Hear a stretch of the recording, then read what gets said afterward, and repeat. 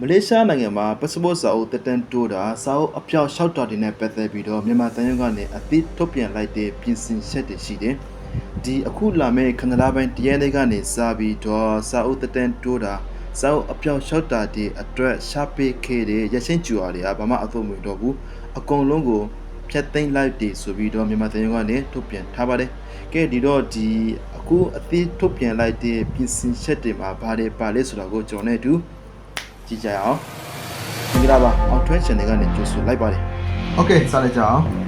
မလေးရှားနိုင်ငံမြန်မာတန်ရုံကနေထုတ်ပြန်ထားတာကတော့ပေါ့နော်ဒီမလေးရှားနိုင်ငံမှာနိုင်ငံကူးလက်မှတ်တက်တန်းဒိုလာတွေစာအုပ်အပြောက်600တွေနဲ့ပတ်သက်ပြီးတော့ဒီလုပ်ငန်းစဉ်တွေကိုနေချင်းပြီးဆောင်ရွက်ပေးတော့မှာဖြစ်တယ်ဒီတက်တန်းတိုးသမားတွေအတွက်တက်တန်းတိုးတဲ့ခါမှာပေါ့နော်အမေရိကန်လိုအပ်နေတဲ့လူတွေကိုပဲဦးစားပေးပြီးတော့ဆောင်ရွက်ပေးတော့မှာဖြစ်တယ်အမေရိကန်လိုအပ်နေတာဘယ်လိုမျိုးလူတွေလဲဆိုတော့ဒီပါမိတ်တက်တန်းကုံဆုံးတော့ပြီး special pass ခိုင်ဆောင်ထားတဲ့လူတွေနဲ့ဒီပါမိတ်တက်တန်းကုံဆုံးခါနီးရဲ့နိကဲနေတဲ့လူတွေကိုဦးစားပေးပြီးတော့ဆောင်ရွက်ပေးတော့မှာဖြစ်တယ်ပြီးတော့ဒီလာမယ့်ခဏလာပိုင်းတရက်နေ့ကနေစပြီးတော့ဒီအရင်ကထုတ်ပေးခဲ့တဲ့ပေါ့နော်စာအုပ်တက်တန်းတိုးသမားတွေဒီစာအုပ်အပြတ်ချောသမားတွေအတွက်ရှားပေးခဲ့တဲ့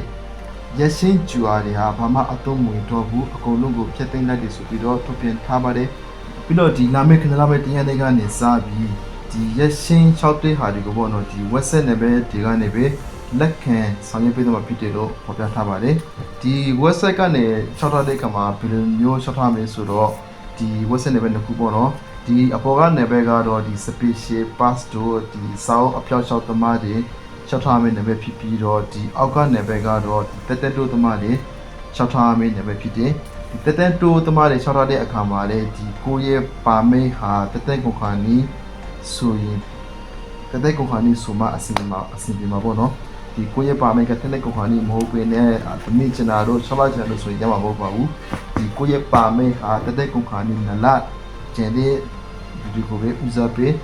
ဆောင်ရွက်ပေးတဲ့မှာဖြစ်တယ်လို့ဖော်ပြထားတယ်ပြီးတော့ဒီ website ကနေရှောက်ထားတဲ့အခါမှာဘယ်လိုမျိုးအချက်အလက်တွေကိုပြပို့ရမှာလဲဆိုတော့ဒီကိုရဲ့နာမည်ပြီးတော့ကိုရဲ့ passport တက်တဲ့ consumer ရဲ့ပြီးတော့ဒီကိုရဲ့ permit တက်တဲ့ consumer နဲ့ဒါတွေကိုတစ်ခါတည်းပြပို့ပြရမယ်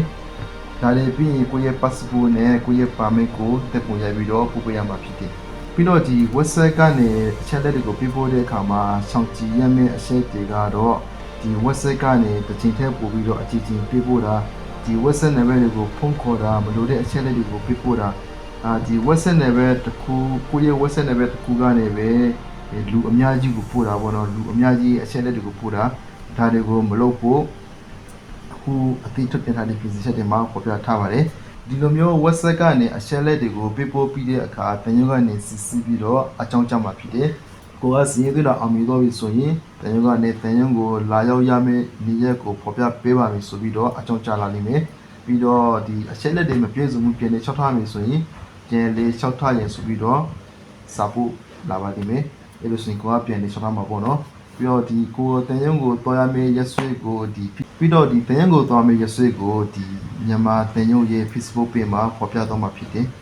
တတ်မှတ်ထားတဲ့ရက်ရှင်းမှာပေါ့နော်တန်ရုံကိုအရောက်မလာနိုင်ဘူးဆိုရင်ကျွန်တော်တို့ကအပြည့်ပြန်လေ6ထားမှာဖြစ်ပါတယ်ပြီးတော့နောက်ဆုံးဖော်ပြထားတာကဒီတန်ရုံကိုလာတဲ့အခါမှာမလိုလားအပ်တဲ့နောက်နေ့ချင်းကြံမှုတွေမဖြစ်ရအောင်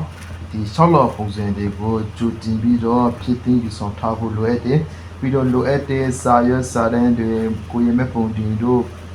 introduction တို့ထားတဲ့အကုန်လုံးကိုလည်းမူရင်းရောမိတူရောပြည့်စုံတဲ့ယူဆောင်ဖို့လိုအပ်တယ်ဆိုပြီးတော့ဒီအတိတ်ထုတ်ပြန်လိုက်တဲ့ပြင်ဆင်ချက်မှာဖော်ပြထားပါတယ်ကဲဒီတော့ဒီမလေးရှားမှာ passport စာအုပ်တက်တန်းတိုးတာတော့အပြောက်ချတာတွေနဲ့ပတ်သက်ပြီးတော့အတိတ်ထုတ်ပြန်တဲ့ပြင်ဆင်ချက်တွေကို